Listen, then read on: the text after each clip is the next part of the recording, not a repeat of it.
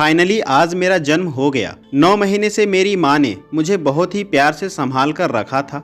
मेरी हर एक ज़रूरत को पूरा कर रही थी। मेरे बिना कहे वह सब समझ जाती थी। मुझे भूख लगती थी तो मेरी माँ मेरे लिए खाना खाती थी। जब मुझे नींद आती थी तो वह मेरे लिए सो भी जाया करती थी। अगर मुझे नींद ना आ रही हो तो वह मेरे लिए पूरी रात जागती भी थी।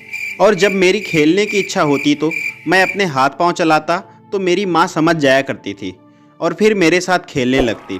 इस तरह मेरे जन्म लेने से पहले यानी कि माँ की गर्भ में था तभी से ही वह मेरी हर एक इच्छा समझ जाती थी और जैसा मैं चाहता था वैसा ही करती थी, क्योंकि मैं ही तो था उसकी आंखों का तारा, उसकी पूरी दुनिया। ना जाने उसने मेरे जन्म से पहले ही मेरे लिए कितने सपने देखे होंगे और आज मेरा जन्म हुआ। एक बात और, मुझे जन्म देते हुए 57 डेल इतना दर्द सह रही थी मेरी माँ। डॉक्टर का कहना था कि जब मेरा जन्म हो रहा था तो मेरी माँ 20 हड्डियों का एक साथ टूटने जितना दर्द सह रही थी। कहने का मतलब था कि अगर कोई औरत एक बच्चे को जन्म देती है तो उसे 57 डेल तक का दर्द सहना पड़ता है, जबकि वहीं पर एक आदमी 45 डेल तक का ही दर्द सह सकता है। अगर इससे ज़्यादा दर्द उसको हुआ तो उस आदमी की मौत हो सकती है। सोचने वाली बात है, इतना दर्द सहकर मुझे जन्म देने वाली मेरी माँ ही हो सकती है। इसलिए प्रकृति ने भी माँ बनने का वरदान सिर्फ मेरी माँ को ही दिया है। इस तरह अत्यंत पीड़ा सहकर मेरा जन्म हुआ। मुझे नहीं पता कि मैं लड़का हूँ या लड़की, लेकिन मेरे जन्म लेने से मेरे पूरे परिवार में खुशी का माहौल सा छा गया है। मेरे जन्म से सबसे ज़्यादा खुश मेरी दादी माँ हुई हैं। उनकी आंखों से निकल रहे खुशी के आंसू यह साफ साफ बताते हैं कि सारी दुनिया एक तरफ और मैं मेरी दादी के साथ एक तरफ। इसके बाद बारी आती है मेरे पिताजी की, जिनकी खुशी बाहर से तो नहीं दिख रही है, लेकिन महसूस ऐसा होता है कि जैसे उनके कंधे पहले से कहीं ज़्यादा मजबूत हो गए हैं। पापा हंसकर अपनी खुशी को कम नहीं करना चाहते हैं, लेकिन ऐसा लगता है कि खुशी का सारा आसमान आज उनके पास आ गया है। इसी लाइन में मेरे चाचा चाची, बुआ सभी लोग बहुत खुश हैं। ऐसा लग रहा हो कि सबके चेहरे को देखकर कि मेरे जन्म लेने से दुख का दूर दूर तक कहीं कोई साया नहीं है। हर तरफ केवल खुशी का माहौल है। पूरी दुनिया में चारों तरफ सिर्फ खुशहाली ही खुशहाली छाई हुई है। अब मेरे परिवार के सभी सदस्य मेरे पैदा होने की खुशी में नाच गा रहे हैं। मेरी दादी सभी को मिठाइयाँ और कपड़े बांट रही हैं। पूरे घर को सजा दिया गया है, खुशी के दीपक जलाए गए हैं और सभी लोगों ने मुझे बहुत आशीर्वाद दिया है। अब मैं धीरे धीरे बड़ा हो रहा हूँ और अपने खुद के पैरों पर चलने की कोशिश कर रहा हूँ और गिर जाता हूँ, लेकिन कोई नहीं, एक समय बाद मैं चलने लग जाता हूँ।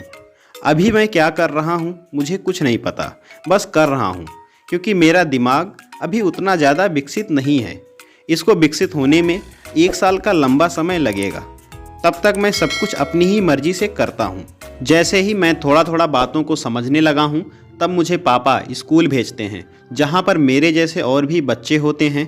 वहाँ पर मुझे मेरे स्कूल टीचर सब कुछ बहुत अच्छे से सिखाते हैं। अब यहीं से मेरा टाइम टेबल बनना शुरू हो जाता है, जैसे मुझे कब स्कूल जाना है, कब पढ़ना है, कब खाना है, कब सोना है। इसके साथ ही मुझे मेरे से बड़ों का सम्मान करना भी सिखाया जाता है। सबके साथ समानता का व्यवहार करना है, सभी जीवों पर दया का भाव रखना है, किसी से भी नफरत नहीं करना है, ना ही लड़ाई झगड़े करना, यानी कि पूरी तरह से अनुशासन में रहना है। इस तरह से यह सभी अच्छे संस्कार मैं अपने घर के अलावा स्कूल से भी सीख रहा हूँ, क्योंकि यही उम्र है मेरे सबसे ज़्यादा सीखने की। इससे पहले मैंने ऐसा अनुभव कभी नहीं किया था। अभी तो मेरा दिमाग विकसित हो रहा है, जो बिल्कुल ही कोरा कागज़ है। इसलिए अच्छे संस्कार, अच्छे विचार जाए, यही मेरा पहला कर्तव्य है। इस तरह मैं अपनी शैशवावस्था को जीने की कोशिश करता हूँ, जो कि मेरे जन्म के 5 से 6 वर्ष तक होती है, और यही उम्र है जिसमें मैं बहुत तेज़ी से सीखना चाहता हूँ। अभी मैं अपनी उम्र के बाल्यावस्था में आ गया हूँ, जो कि 6 से 12 साल तक की होगी। उम्र के इस पड़ाव में मेरा शारीरिक विकास और भी अच्छा हो चुका होगा और मेरा दिमाग भी बढ़ना शुरू हो जाएगा। मैं किसी भी पिक्चर को देखकर उसके बारे में बता सकता हूँ। मेरे कुछ दोस्त भी बनने लग गए हैं। मैं कोई भी टेढ़ी मेढ़ी पिक्चर भी बना सकता हूँ। कागज़ के, लकड़ी के या मिट्टी के खिलौने भी बनाना सीख रहा हूँ। मुझे लोगों को सम्मान देने की प्रवृत्ति आने लगी है। ऐसे करके मैं अपने 12 साल तक की उम्र को भी बहुत अच्छे से समझ गया हूँ। इस तरह से अब मैं भी अपनी उम्र के किशोरा अवस्था में पहुँच चुका हूँ, जो कि 12 से 18 साल तक की होगी। यह अवस्था मेरे लिए बहुत ही ज़्यादा महत्वपूर्ण होने वाली है, क्योंकि अभी मैं हर चीज़ को बहुत अच्छे से समझ सकता हूँ।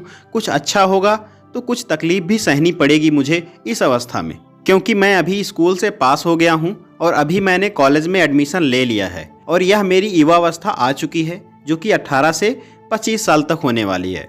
और जो मेरा सपना है उसके लिए मैं मन लगाकर पढ़ाई करने लगा हूँ। एक बात और, अभी मैं प्यार और नफरत को अच्छे से समझ सकता हूँ। मेरा मन पढ़ाई से कभी कभी भटकने भी लगा है और गलत चीज़ों पर ज़्यादा अट्रैक्ट होता है, लेकिन मुझे कोई भी गलत आदत से दूर रहना होगा, क्योंकि अगर मैं डिस्ट्रैक्ट हुआ तो जो मुझे करना है उससे बहुत दूर हो जाऊंगा। इस तरह से दोबारा मैं अपनी पढ़ाई में लग जाता हूँ। कुछ साल बाद मैंने अपना कॉलेज भी ख़त्म कर लिया। इसके साथ ही मेरी युवा अवस्था भी खत्म हो गई और मैं प्रौढ़ा अवस्था में पहुँच गया हूँ, जो कि 25 से 55 साल तक होने वाली है।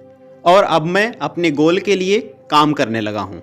अभी मेरा कैरियर भी सेट हो गया है, यानी कि मेरी ज़िंदगी की जो बेसिक नीड है, जैसे रोटी, कपड़ा और मकान, इसको भी पूरा कर लिया है। तो अब शादी भी कर लेता हूँ।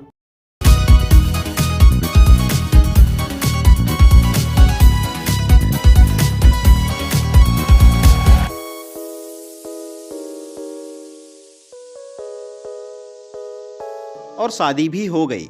इसके बाद कुछ दिन का समय निकालकर अब कुछ अच्छी अच्छी जगहों पर जाता हूँ अपने पूरे परिवार के साथ, और मैं वहाँ पर कुछ और भी नई नई चीज़ों का अनुभव करता हूँ। कुछ साल के अंदर ही 1 से 2 बच्चे हो गए और मेरी जिम्मेदारी थोड़ी और बढ़ गई, क्योंकि अभी तो मैं सिर्फ अपनी ही ज़िंदगी की देखभाल कर रहा था, लेकिन अब मुझे पुत्र, पति और पिता, इन सभी का रोल अदा करना है। क्योंकि इससे पहले मैं शायद अपनी किताबी पढ़ाई से यहाँ तक की यात्रा तो कर पाया था, लेकिन अब मुझे ज़िंदगी की किताब को अच्छे से पढ़ना भी है और इसे अमल भी करना है।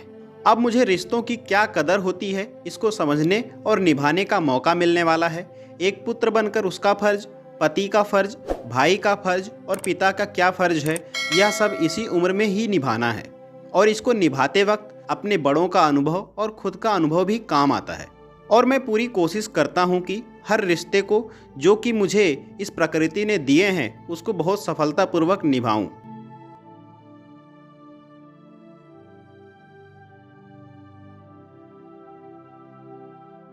आज कितने साल हो गए, मैं अपने रिटायरमेंट तक सारे रिश्तों को अच्छे से निभाता चला आया हूँ और आज मैं अपनी जॉब से रिटायर भी हो चुका हूँ और मैं अपनी वृद्धा अवस्था में भी आ चुका हूँ, जो कि मेरे उम्र के 55 साल से शुरू होती है और मेरे मरने के समय तक चलने वाली है। आज मैं रिटायर हूँ, मेरे बच्चे बड़े हो गए हैं, उनकी शादी हो गई है, वह अपने अपने परिवार के साथ खुश हैं और मैं उम्र के इस पड़ाव में बिल्कुल ही अकेला हो गया हूँ। आज मेरे पास बहुत समय है, लेकिन मेरे साथ समय बिताने के लिए किसी के पास समय नहीं है। मैं घर के बाहर इसी बरामदे में ही रहता हूँ, यहीं पर मुझे खाना मिल जाता है। जो मेरी उम्र के लोग हैं उनके साथ थोड़ा सा समय बिताता हूँ, कुछ गप्पे सप्पे मार लेता हूँ, उसके बाद फिर वही तन्हाई सी छा जाती है। अकेले इसी बरामदे में बैठकर खुद में मस्त रहता हूँ और नींद आती है तो सो जाता हूँ। अब मैं सोचता रहता हूँ कि पूरी ज़िंदगी मैंने क्या किया। जब मेरा जन्म हुआ तो मेरे माँ बाप, दादा दादी, चाचा चाची और पूरा परिवार कितना खुश था। उसके बाद जब मैंने चलना सीखा, धीरे धीरे बड़ा हुआ, स्कूल कॉलेज गया, अच्छी सी जॉब की, नए नए दोस्त बने, रोटी, कपड़ा, मकान और भी बहुत कुछ सपने पूरे किए, शादी हुई, बच्चे हुए, सबकी परवरिश की और आज सब अपने अपने जगह सेटल हो गए हैं। कितने ही रिश्ते बने और आज सब छूट रहे हैं। ना जाने कितने लोगों से लड़ाई झगड़े हुए, कुछ रिश्ते बने और ना जाने कितने रिश्ते बिगड़ गए। मैं क्यों पैदा हुआ था, मैंने क्या क्या किया, क्या मेरे जाने के बाद लोग मुझे याद रखेंगे भी या नहीं, यह सब सोचते सोचते आंखों में से आंसू आने लगे। क्योंकि आज जब देखा तो पल भर में पूरी जिंदगी आंखों के सामने से निकल गई और धीरे धीरे करके आज जब मेरी जिंदगी का यह आखिरी पल चल रहा है तो मेरे आसपास मेरा पूरा परिवार, मेरे सभी चाहने वाले मुझे चारों तरफ से घेरे हुए हैं। सभी लोग परेशान हैं और कोशिश कर रहे हैं कि मैं जल्दी से ठीक हो जाऊं और उठकर बैठ जाऊं। कुछ लोग मुझे बुला रहे हैं, लोग मुझसे बात करना चाहते हैं, लेकिन अब मैं इनको कैसे समझाऊं कि अब मैं नहीं उठने वाला। आज मेरी जिंदगी का यह आखिरी पल चल रहा है और कुछ समय बाद एक आखिरी सी लंबी सी सांस ली और मेरी जीवन ऊर्जा इस नीले आसमान में मेरे शरीर से निकलकर कहीं खो गई। इस तरह ऐसे ना जाने कितने सवालों का जवाब पाए बगैर आज मैं इस दुनिया को हमेशा के लिए छोड़ चला। अब मेरी अर्थी सजाई जा रही है, जिस पे मुझे लेटाकर मेरे सभी चाहने वाले मेरी अर्थी को कंधा देंगे और मुझे इस दुनिया से अंतिम विदाई देंगे। अब मेरी अर्थी जाने को तैयार है तो सभी लोग रो रहे हैं, लेकिन अब क्या फ़ायदा, मैं तो सभी से बहुत दूर इस बड़े से आसमान में खो गया। अब तो मेरी सिर्फ यादें ही इनके पास बची हैं, मैं नहीं। और यह यादें भी कुछ दिन में ही धुंधली हो जाएंगी। उसके बाद सब अपने अपने काम में व्यस्त हो जाएंगे, लेकिन मेरा आशीर्वाद इन सभी के अंदर मेरी दी हुई अनमोल सीख के रूप में हमेशा साथ रहेगा। अब मैटर यह करता है कि मैं इतिहास में हमेशा याद किया जाता रहूँगा या नहीं। यह तो मेरे द्वारा किए गए काम पर ही डिपेंड करेगा कि वह काम कितना पावरफुल था। इसलिए कहना है कि अगर हमेशा हमेशा के लिए जीना चाहते हो तो पढ़ने लायक कुछ लिख जाना या लिखने लायक कुछ कर जाना। सो दोस्तों, क्या ख्याल है आपका इस वास्तविक कहानी के बारे में जानकर? कमेंट सेक्शन में अपनी राय हमें ज़रूर दीजिएगा और ऐसे ही अमेजिंग वीडियो के लिए लाइक, शेयर एंड सब्सक्राइब करना बिल्कुल ना भूलें। जल्द मिलते हैं नेक्स्ट वीडियो में, तब तक के लिए आप सभी हंसते मुस्कुराते रहें और वीडियो को पूरा देखने के लिए आप सभी का बहुत बहुत धन्यवाद।